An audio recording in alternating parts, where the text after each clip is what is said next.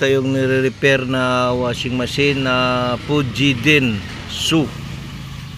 Ano, ang kanyang model BWS 780 7.5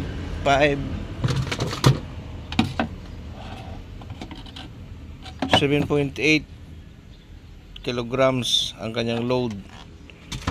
Ang issue ay biglang huminto. Na-check ko na yung kanyang motor ay good, maluwag yung kanyang belt. Ayan o, maluwag.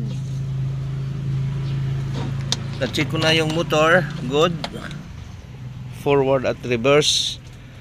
Ang sira yung timer, pero may sira din yung kanyang normal at kanyang gentle selector switch sa drain, kasi meron yung laman sa loob. Ayan o.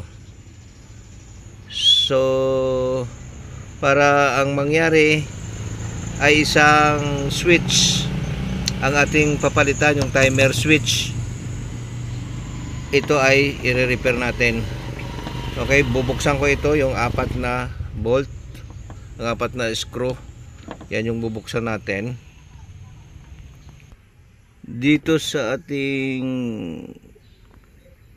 drain switch ay natanggal ko na yung 4 na screw at wala namang return spring para may tumalbog or tumalsik.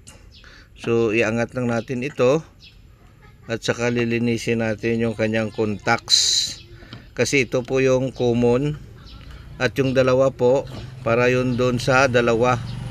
Yung dalawang copper na yan, yan po yung sa normal at sa gentle.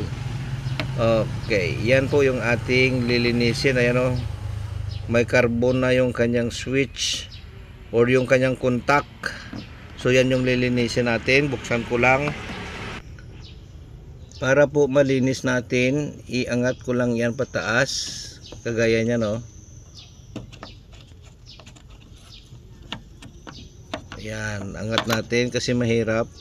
Tapos ito ay palabasin din para makiskisan. Ayan po, tinanggal na natin. Tapos ito nalinisan ko na ng ating file. At ito na lang yung ating isusunod na lilinisan. Tapos itong carbon